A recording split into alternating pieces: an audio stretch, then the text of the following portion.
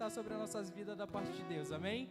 Amém. Soberano Deus, Pai amado, coloca a vida do pastor Marcos diante de Ti, Pai. Pai, que ele possa ser usado diante do Senhor, Pai. Pai, que ele venha trazer a Tua palavra cada dia mais, Pai. Pai, que ele possa ser usado na Tua presença, Pai. Que a igreja venha receber daquilo que o Senhor tem para falar conosco nessa noite, em nome de Jesus, Pai. Que o Espírito Santo, Pai, venha tocar em nós cada dia mais. Amém. Amém. Ainda de pé um pouquinho, graça e paz. Aleluia. Eu quero que você abra sua Bíblia lá em Salmos.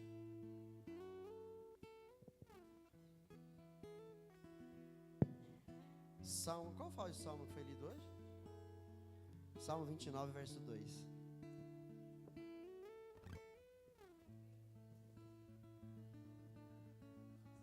Está marcado aqui desde cedo. Interessante, né?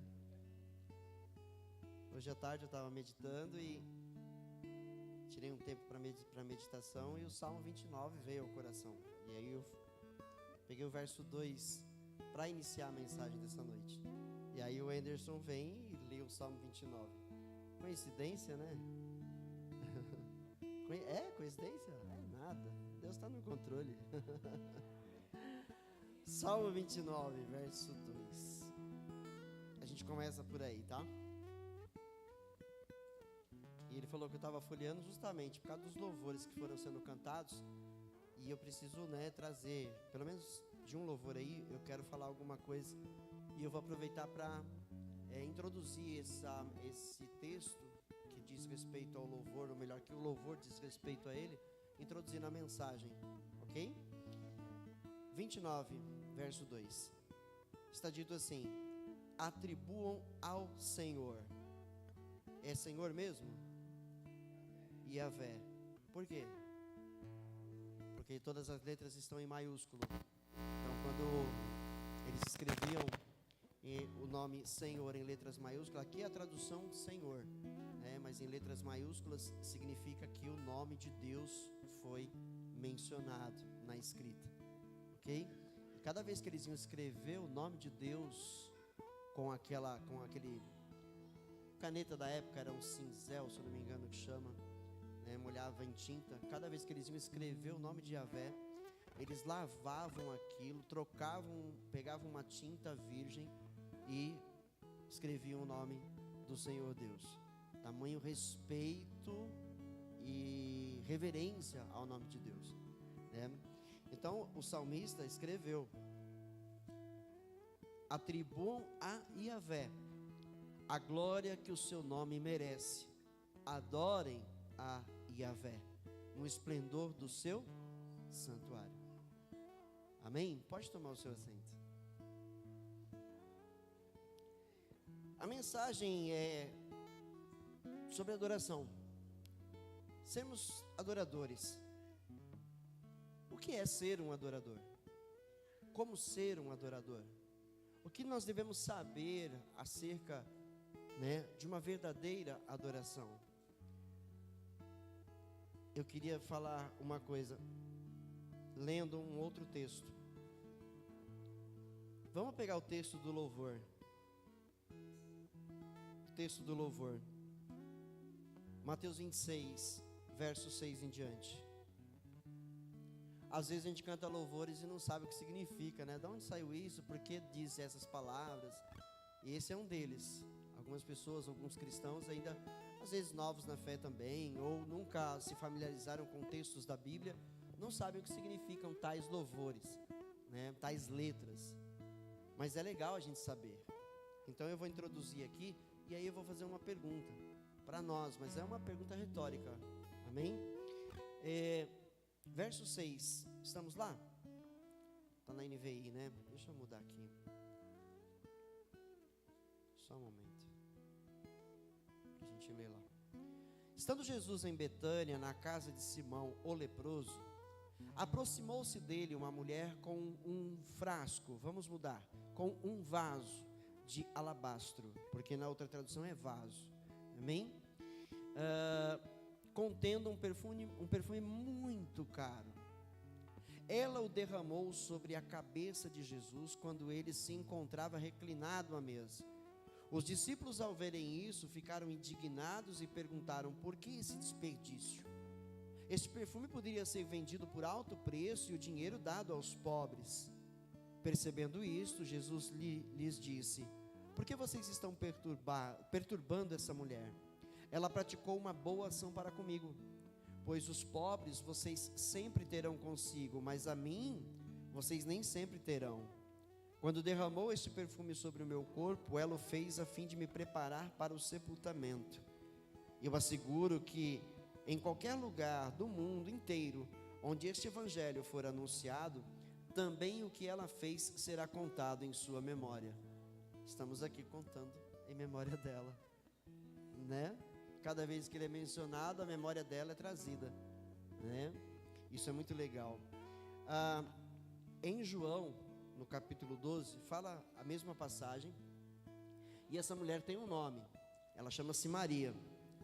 Lá em João, diz que quando ela derrama esse perfume, Judas, o Iscariotes, ele é quem faz a indagação: por que não vender esse perfume, ao invés de fazer uma coisa, esse desperdício, por que não vender, né, e dar o dinheiro aos pobres?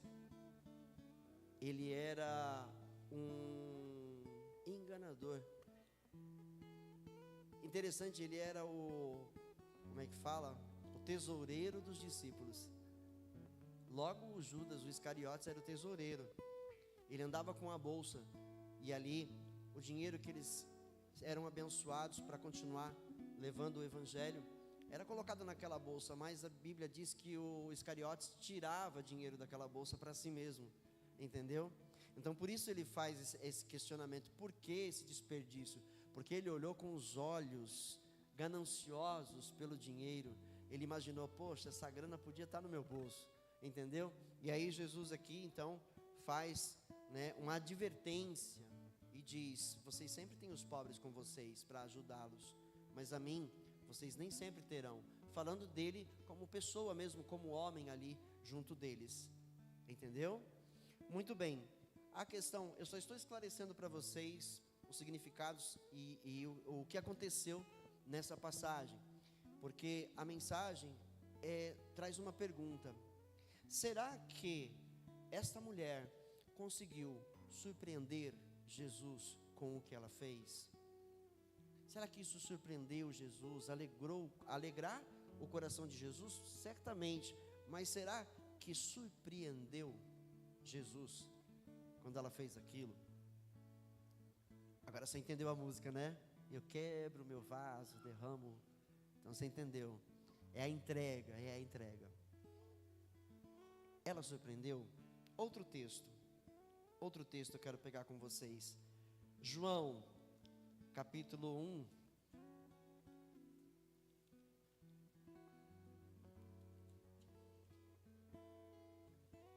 Você vai entender. Parece que está meio confuso, né? Mas não, você vai entender aonde nós vamos chegar aqui.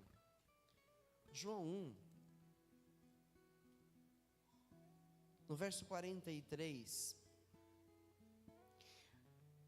O capítulo 1, verso 35 em diante, vai falar sobre os primeiros apóstolos, os primeiros discípulos que foram chamados por Jesus. E lá no 43, diz assim, desculpa, acabei mudando de tradução aqui, deixa eu ler lá. No dia seguinte, Jesus decidiu partir para a Galileia quando encontrou Filipe. Disse-lhe: siga-me. Filipe, como André e Pedro, era da cidade de Betsaida. Filipe encontrou Natanael e lhe disse: achamos aquele sobre quem Moisés escreveu na lei, e a respeito de quem os profetas também escreveram, Jesus de Nazaré, filho de José. Para um pouquinho, volta. Quando a coisa, com certeza, Natanael estava assim, acharam? Sério? Não acredito. Quem é?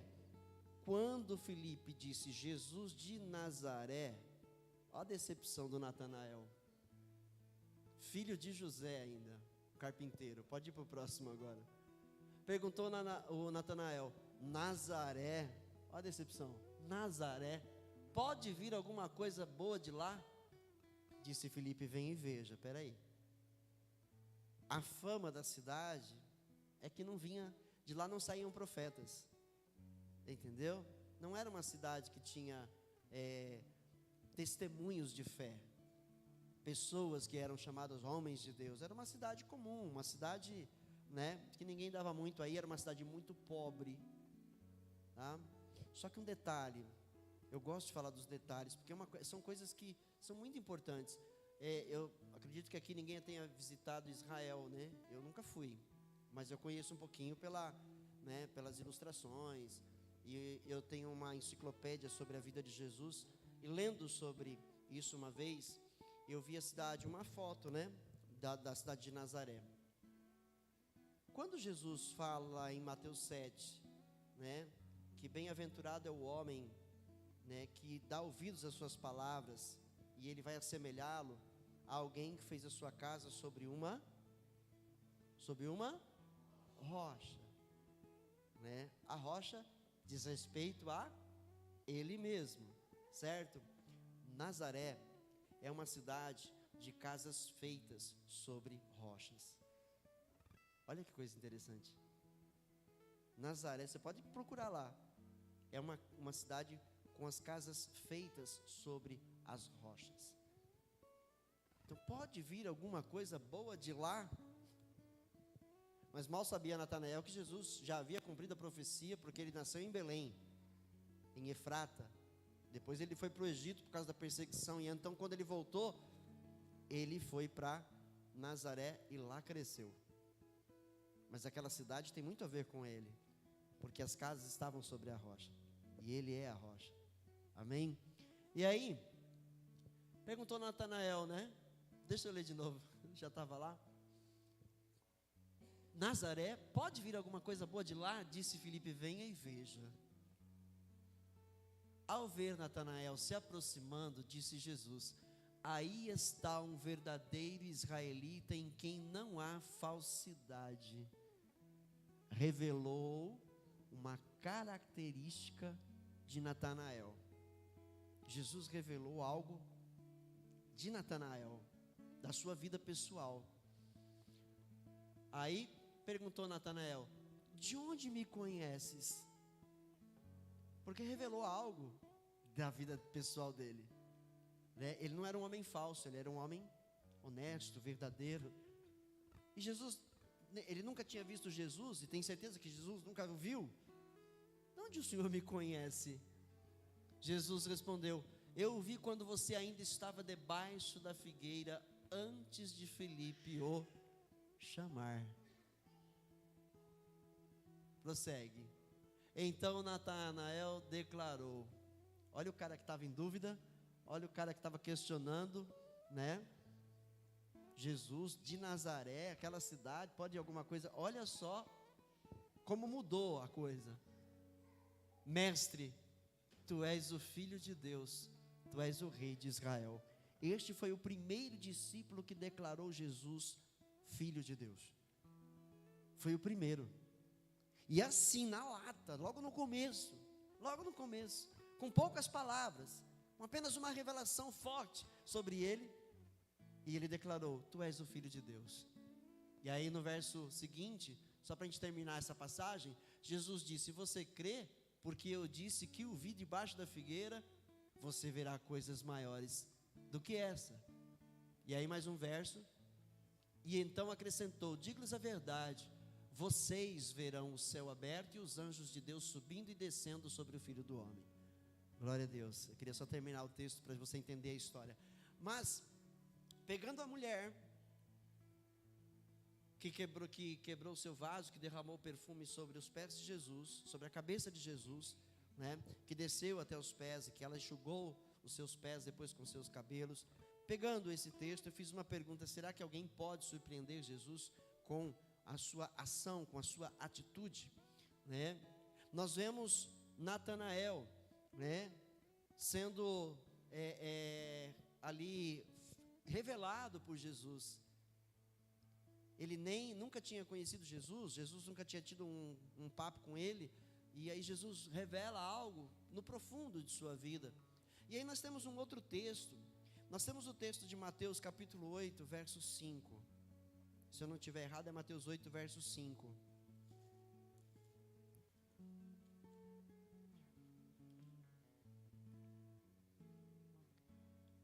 Achou? Entrando Jesus em Cafarnaum, dirigiu-se a ele um centurião. Quem era um centurião? Centurião era um comandante, e ele comandava 100 soldados, por isso centurião. Ele comandava 100 soldados. Era um romano, era um soldado romano de alta patente, ok? Um cara que tinha autoridade. E aí, pedindo-lhe ajuda, né? Entrando Jesus em Cafarnaum, dirigiu-se a ele um centurião, pedindo-lhe ajuda, e disse: Senhor, meu servo está em casa, paralítico, em terrível sofrimento. Jesus lhe disse: eu irei curá-lo. Respondeu o centurião: Senhor, não mereço receber-te debaixo do meu teto, mas dize apenas uma palavra e o meu servo será curado. Pois eu também sou homem sujeito à autoridade e com soldados sob o meu comando. Digo a um: vá, e ele vai, e a outro: venha, e ele vem. Digo a meu servo: faça isto, e ele faz. Ao ouvir isso, Jesus admirou-se e disse aos que o seguiam: digo-lhes a verdade, não encontrei em Israel ninguém com tamanha fé. Até aqui. De novo a pergunta: Jesus foi surpreendido com a fé do centurião nesse texto? Parece que sim, né?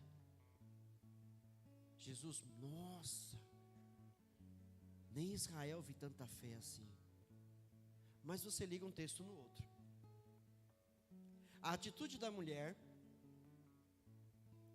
quando você lê nas entrelinhas, quando você lê e medita, percebe-se que Jesus já esperava aquele momento. Amém? Jesus já esperava por aquele momento. Na passagem onde ele está recrutando os discípulos, Natanael é encontrado por Filipe. Filipe anuncia Jesus, ele duvida de que Jesus seja, o Filho de Deus, o Messias de Israel prometido. E aí quando ele se encontra com Jesus, Jesus revela algo íntimo dele e ainda diz: eu vi você antes de Filipe lhe chamar. Você estava deitado debaixo de uma figueira. Está ligando os textos? Aí nós vemos esse texto aqui que passa a impressão que Jesus, ele fica surpreendido com a fé do centurião. Mas a verdade é, ninguém pode surpreender a Deus. Nenhum de nós pode surpreender a Deus. Porque Deus já sabe. Ele já sabe. Entendeu? Então não adianta sermos aduladores de Deus. Nós temos que ser adoradores, não aduladores, porque Deus conhece o nosso coração. Ele sabe se o que a gente está dizendo é verdade. Ele sabe se a gente realmente o ama, se a gente realmente faz uso dessa fé. Ele sabe. Não adianta querer adular a Deus. Por isso o Salmo 29, quando o salmista está dizendo para dar louvor a Deus: atribuam ao Senhor glória e força, atribuam ao Senhor a glória que o seu nome merece, adorem o Senhor no esplendor do seu santuário. Esse texto, nessa tradução da Revista Corrigida, se você quiser mudar lá, para ficar um pouco mais fácil de entender: dai ao Senhor a glória devida ao seu nome. Entendeu? É dever dar glória a este nome. É dever. Não pelo que Ele pode fazer por nós, não pelo que Ele pode dar a nós, mas pelo que Ele é. Ele é o soberano Criador dos céus e da terra, e que nos deu vida e nos mantém com ela. Nada que venhamos fazer neste mundo pode lhe surpreender. Muito pelo contrário, é Ele quem nos surpreende. É Ele quem nos surpreende. Olha que interessante, Daniel capítulo 3, conhecido. Mas olha que interessante a posição destes homens. Daniel, no capítulo 3. Eu vou continuar lendo nessa outra tradução, tá bom? Daniel 3, verso 18. O texto aqui, a passagem aqui é a seguinte: 3 homens israelitas, tementes e servos do Deus Altíssimo, uma lei foi dada a todos os que vivem na Babilônia, debaixo do governo do rei Nabucodonosor. Este rei mandou fazer uma estátua em honra a si mesmo, e disse que todo mundo tinha que adorar aquela estátua. Deveriam se ajoelhar ao som da música, ao som das trombetas, das liras, das harpas, enfim, todos, absolutamente todos, deveriam se prostrar àquela imagem para que Nabucodonosor fosse adorado. E estes 3 homens, que a gente conhece mais por Sadraque, Mesaque e Abidnego, que foram os nomes babilônicos que eles receberam, se recusam a adorar um Deus de pedra, porque conhecem um Deus vivo, e só a Ele devem louvor, só a Ele devem uma adoração. Entenderam? E aí no verso 18, olha, esse é o adorador, este é o verdadeiro adorador. Ele não está adorando a Deus pelo que ele pode receber de Deus, ele não está adorando a Deus pelo que ele tem interesse, por algum interesse próprio. Portanto, ele não é um adulador. Olha só a atitude desses 3 adoradores.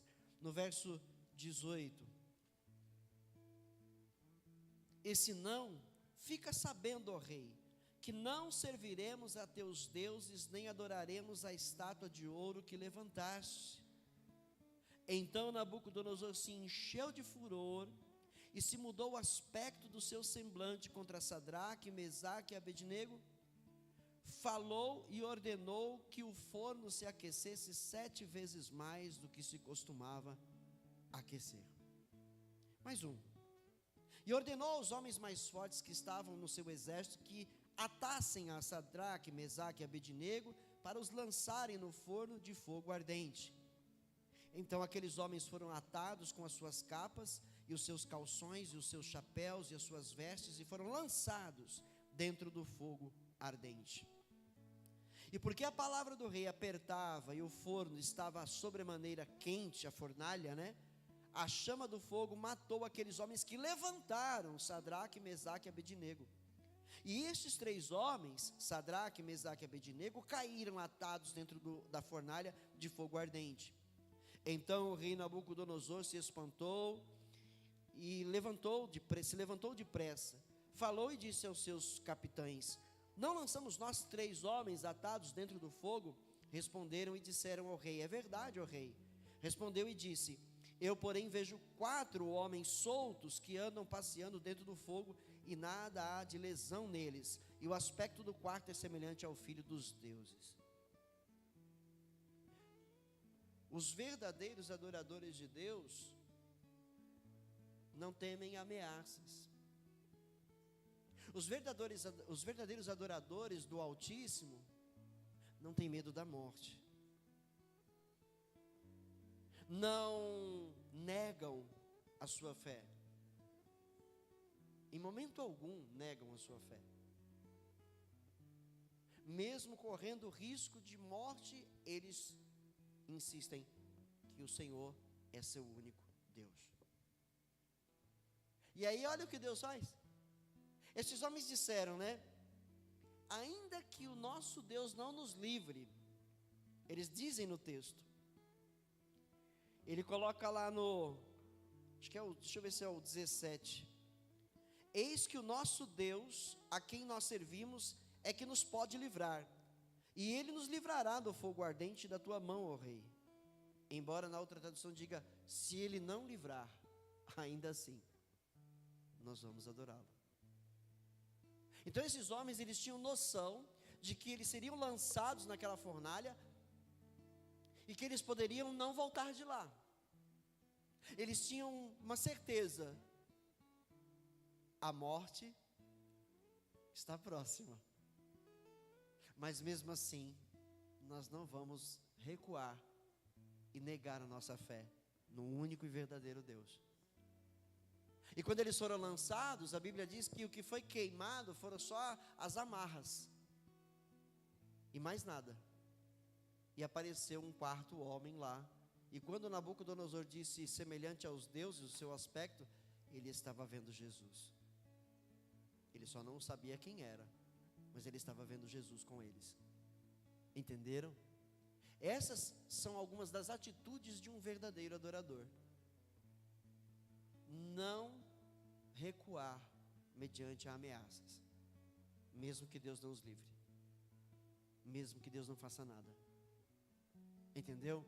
A mesma coisa acontece com outro homem na mesma Babilônia, no mesmo período, Daniel.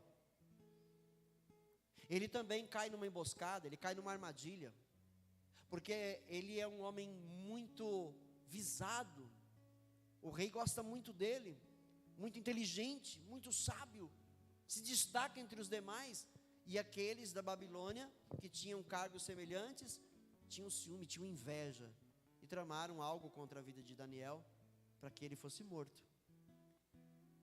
E o rei caiu na armadilha, e levou Daniel junto. Então, a mesma coisa, a semelhança do que aconteceu lá com o Nabucodonosor, agora acontece com o rei Dário. Ele acaba assinando uma lei de adoração a si próprio, e ninguém pode adorar outro Deus a não ser o próprio rei Dário. E aí então Daniel todos os dias ora 3 vezes por dia. Ele vai para casa, sua casa tem janelas para todos os lados, e ele se ajoelha e adora o Senhor, o Altíssimo Deus. E estes homens que fizeram essa trama, sabiam disso. E naquela hora, naquele momento, então eles já estavam lá de espreita, e pegaram Daniel adorando o Deus Altíssimo, o prenderam, o levaram para o rei Dário, e o rei Dário ficou sem saber o que fazer. O Senhor agora tem que matá-lo. E aí ele foi lançado numa cova de leões famintos. Mais uma vez, uma coisa, Daniel também tinha certeza: a morte está próxima, mas também não vou recuar. Só há um Deus a quem eu devo o meu louvor e a minha adoração, e ele não recuou na sua fé. E ele foi lançado na cova dos leões, famintos. Quando alguém ia ser lançado na cova dos leões, os leões já ficavam alguns dias sem comer, para que ao ser lançado alguém lá, já fosse dilacerado, devorado. Mas Daniel lá foi lançado, e a Bíblia diz que nenhum dos leões atacou Daniel. Um anjo do Senhor esteve com Daniel durante toda aquela noite. E no dia seguinte, Dário foi chamá-lo, preocupado, porque ele amava muito Daniel, preocupado, e ele chamou: Daniel, filho do Deus Altíssimo, você vive? Vive para sempre, meu rei. Ele responde. Quem surpreende nessa história toda? Quem surpreende alguém? Quem surpreende quem? O Altíssimo Deus surpreende o homem. Nada que nós possamos fazer nesta vida jamais surpreenderá a Deus. Nada. O próprio Paulo, quando ele fala em sua carta, no capítulo 13 de 1 Coríntios, ele disse que ainda que ele tivesse todos os dons, ainda que ele falasse línguas, língua dos anjos, línguas estranhas, ainda que ele entregasse tudo da sua vida, o seu corpo a ser queimado, se ele não tivesse amor, nada seria. Ou seja, não tem nada que surpreende a Deus. Não existe nada que surpreende a Deus. Entendeu? O centurião não surpreendeu a Jesus com sua fé. O que Jesus fez foi esclarecer para os israelitas que com ele estavam. Foi mostrar para eles que um estrangeiro tinha mais fé do que toda Israel junto. Foi isso que ele fez. Entendeu? Nós devemos dar a Deus o louvor que lhe é devido, sem interesse, sem barganhas, porque muitos barganham com Deus. Nós devemos dar a Deus o que lhe é devido, e Ele nos dá o que Ele achar que deve dar. Compreende isso? Então não vá para casa frustrado, se de repente você veio buscar algo e vai embora sem. Deus dá quando Ele quer. Quando Ele decidir que é o tempo, Ele dá. O que Ele espera de nós é que nós entendamos isso e demos a Ele a glória que lhe é devida. Mediante a toda e qualquer situação vivida nesta terra, demos a Deus a glória que lhe é devida. O reconheçamos como nosso único e verdadeiro Deus. Não troquemos o nosso Deus por um prato de lentilhas, como fez Esaú, vendendo a sua primogenitura para Jacó. Este desagradou a Deus e depois ele foi rejeitado. Na verdade, ele foi rejeitado no ventre, porque Deus já sabia o que ele ia fazer.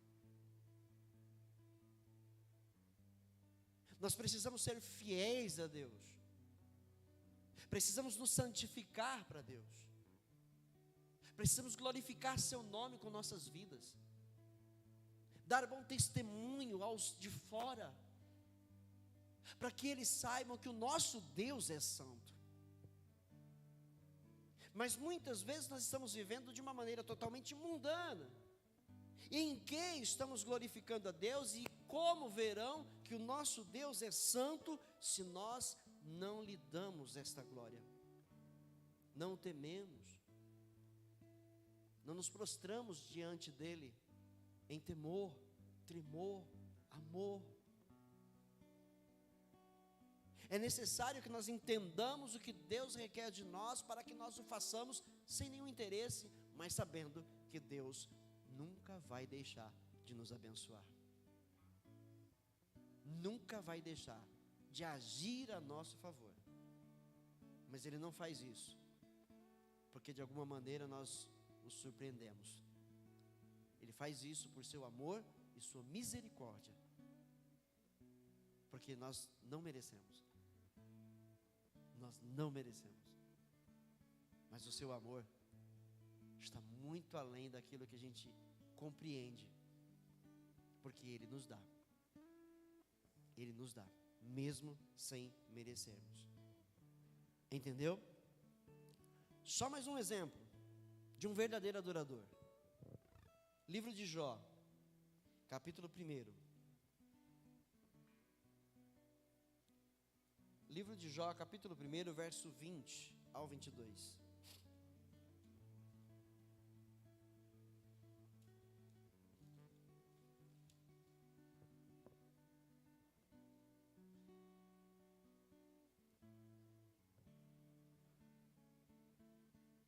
Jó recebeu notícias só de coisa ruim. Para chegar aqui, ele só ouviu notícia ruim. Perdeu seus filhos, perdeu seus animais, perdeu tudo. Perdeu tudo. E aí diz no verso 20: ao ouvir isso, Jó levantou-se, rasgou o manto e rapou a cabeça. Então prostrou-se com o rosto em terra em adoração. Quem que perde tudo e ainda se ajoelha para adorar a Deus? Quem que tudo lhe é tirado e ele ainda se ajoelha e adora a Deus? Jó fez isso. E disse: saí nu do ventre da minha mãe e no partirei. Ele entendeu que todas as coisas pertencem a Deus. É Ele quem decide. É Ele quem decide. E Ele aceitou. Ele aceitou. O Senhor o deu. O Senhor o levou. Louvado seja o nome do Senhor. Em tudo isso, Jó não pecou e não culpou a Deus de coisa alguma. Muitos de nós culpamos a Deus em algum momento da vida. Muitos de nós culpamos a Deus por isso ou por aquilo, porque não entendemos, porque não o conhecemos de verdade ainda. Porque se o conhecêssemos como Jó o conhecia, faríamos o mesmo. Deus deu, Deus tirou. Louvado seja o seu nome. A vontade de Deus, escreveu Paulo, é boa, perfeita e agradável. Tudo que Ele faz é perfeito, mesmo que a gente não entenda, mesmo que a gente não compreenda, mesmo que doa, mesmo que entristeça. A vontade de Deus é perfeita, e a gente não entende ali, mas vai chegar o momento que a gente vai entender. E se a gente não desistiu de andar com Ele, se nós não o amaldiçoamos, se nós não demos as costas para Ele, mas nos mantivemos no caminho dessa adoração, nós saberemos, e no dia que nós soubermos, que Ele nos revelar, nós ainda o exaltaremos mais. Entende? Agora, um adulador, o que faz? Alguém que vai a Deus por interesse. Ele vai, pelo que Deus pode dar para ele. Então ele tem interesse, ele quer ser beneficiado. Olha a atitude da mulher de Jó. Você sabe da atitude dela, mas vamos ler. Capítulo 2, verso 9. Então sua mulher lhe disse: você ainda mantém a sua integridade? Amaldiçoe a Deus e morra. Ou seja, para esta mulher, enquanto ela tinha tudo, Deus era o seu Senhor. Mas quando perdeu tudo, ela não quer saber de Deus. Amaldiçoe o seu Deus e morra. Entendeu? Então muitos vivem assim. Agora o problema, justamente aí, é o diabo enganando as pessoas. Em Mateus capítulo 4, quando Jesus é tentado, vamos ver lá, uma das artimanhas do diabo para com os homens. E não foi diferente com Jó, porque Jó era rico, Jó era um cara milionário, Jó tinha de tudo em abundância. E o diabo disse para Deus: olha, ele só te adora, ele só te louva, ele só te serve porque o Senhor deu tudo para ele. E é por isso que Jó agora perde tudo, porque Deus falou para Satanás: vá e tire tudo dele, só não tire a vida. E o diabo foi com liberdade e tirou tudo de Jó. Não foi porque Jó pecou, não foi porque Jó estava sofrendo as consequências de algo que houvesse plantado, mas foi um desafio do diabo, e Deus aceitou o desafio e vai lá, tira. Deus é soberano, amém? Ele sabe o que está fazendo. E aí o diabo vai e arranca, tira tudo dele, e o homem não amaldiçoa Deus. Mais adiante, o diabo volta a ter lá uma reunião com Deus, e ele fala: o Senhor não deixa tocar na vida dele, é por isso que ele ainda não amaldiçoou o Senhor. E Deus disse: vai e toca na vida dele. E aí o diabo vem com fúria e tira a saúde de Jó. Jó fica leproso. A Bíblia diz que ele se coça com cacos de telha, tanta ferida, fede, ninguém consegue chegar perto dele. Deus levanta 3 para ir aconselhar ele, 3 homens para ele aconselhar, e estes homens olham para a vida de Jó e falam: não, você fez alguma coisa de errado, cara, com certeza, é melhor você desistir da vida mesmo. Os 3 que eram para consolar, no fim o próprio Jó consola estes homens, na situação em que está, consola aqueles homens, repreende eles pelo erro que estão cometendo e os consola. E aí, ao final da vida de Jó, o diabo é envergonhado, derrotado, e Deus devolve a Jó o que ele perdeu, mas 2 vezes mais de tudo que ele tinha perdido, 2 vezes mais. Entendeu? Esta é a vida de um adorador. Ele não está condicionado ao que tem, o que possa ter, ganhar ou perder. Ele não está condicionado a esta vida, às coisas desta terra, porque ele é um adorador. Ele sabe que está nessa terra pela vontade de Deus, e que Deus tem propósitos para a sua vida aqui, e tem propósitos para a sua vida na eternidade. Então ele não se condiciona às coisas desta vida, porque o que ele espera é o gozo da pátria celestial.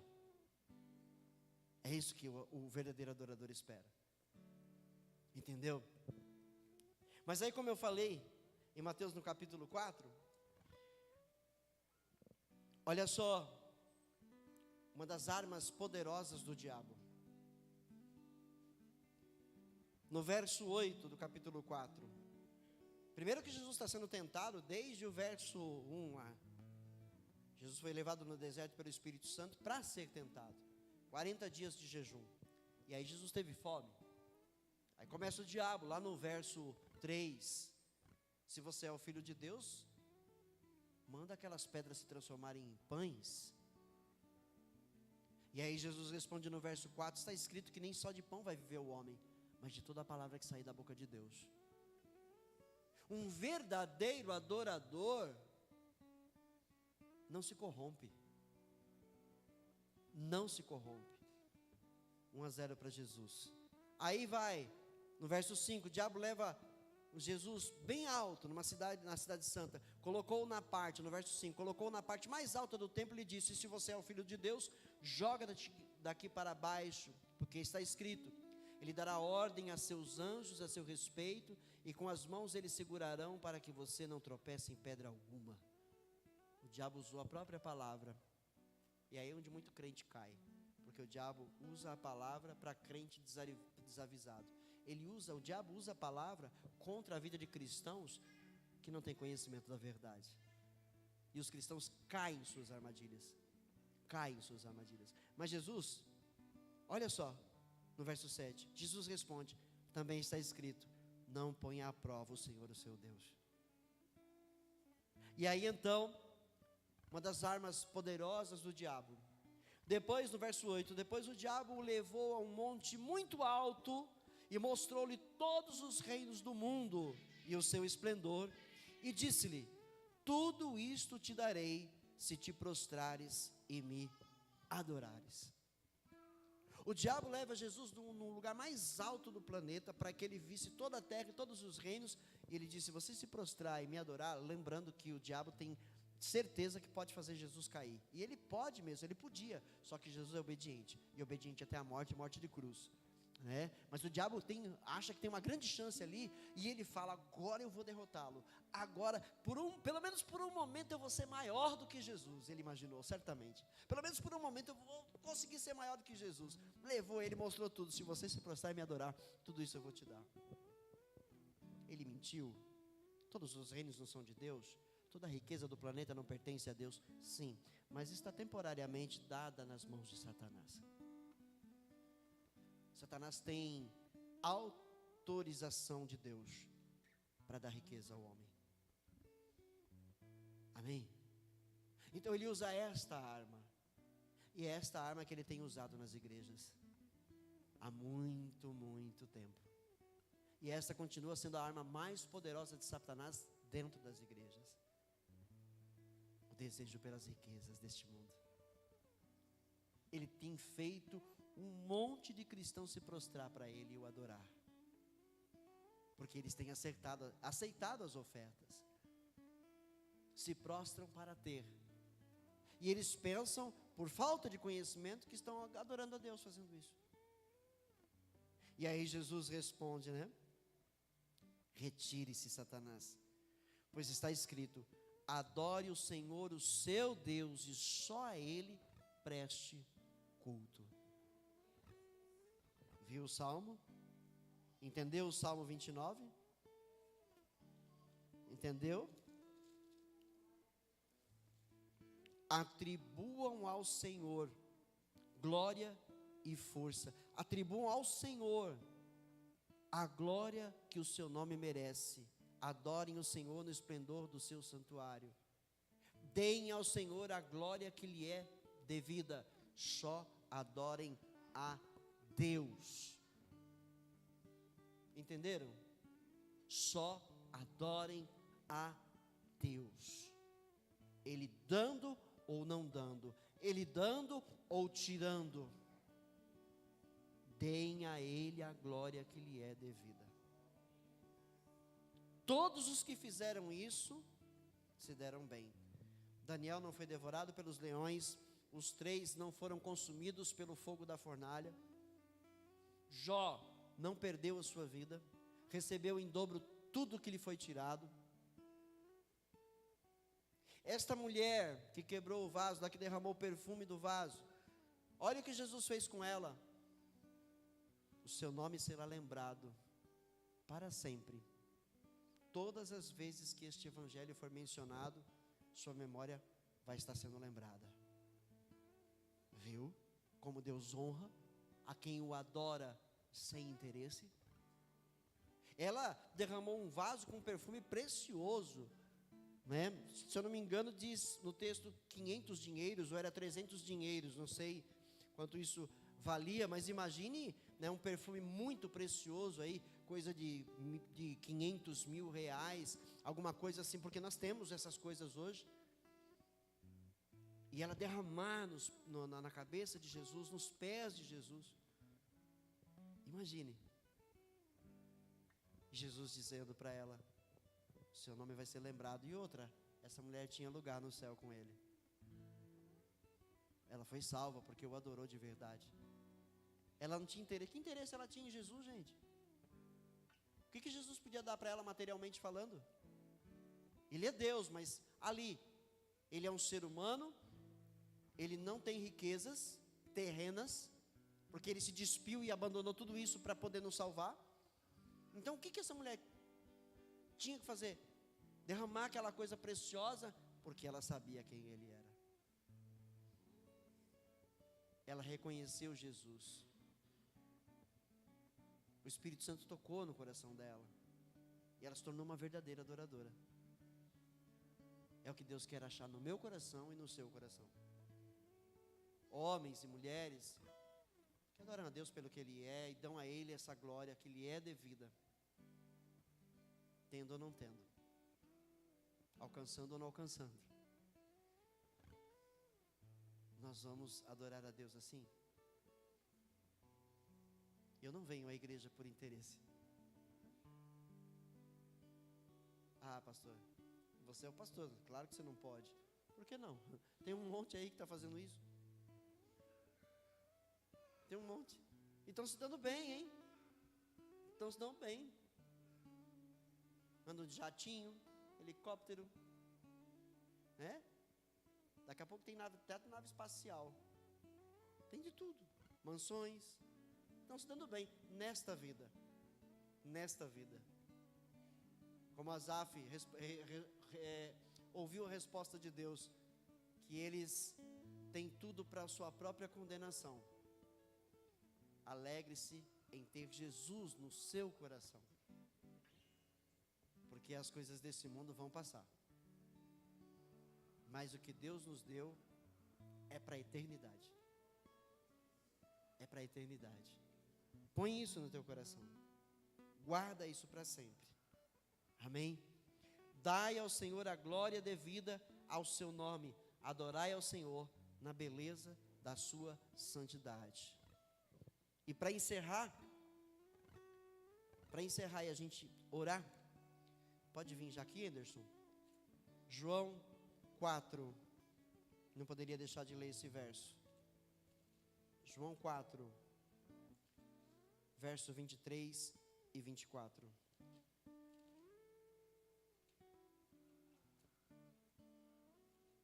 João 4, 23 e 24. No entanto, está chegando a hora, Isso Jesus falando para a mulher samaritana naquele tempo, e de fato já chegou, a hora já chegou, em que os verdadeiros adoradores vão adorar o Pai em espírito e em verdade, ou seja, sem nenhum tipo de interesse terreno, carnal, em espírito. São estes os adoradores que o Pai procura. 24, Deus é espírito, e é necessário que os seus adoradores o adorem em espírito e em verdade. Tudo que vocês ouviram da palavra de Deus essa noite é espiritual, não carnal. As nossas vidas serão bem-sucedidas na terra se nós não nos apegarmos às coisas deste mundo. Vamos ter o que precisamos, temos tido, vamos continuar tendo, Deus vai continuar provendo, mas não se apegue a elas, porque essas coisas são passageiras, é só para nossa passagem temporária sobre a terra. Se apeguem às celestiais, acumulem tesouros nos céus, façam o bem, amem, perdoem, porque assim vocês vão estar acumulando esses tesouros lá, e esses tesouros não podem ser roubados, nem destruídos, estão guardadinhos para nós lá. Continue acumulando, quanto mais fizer o bem aqui, mais amar a Deus aqui, mais ouvir e obedecer a Ele, mais o tesouro aumenta lá. Amém? Deus abençoe vocês.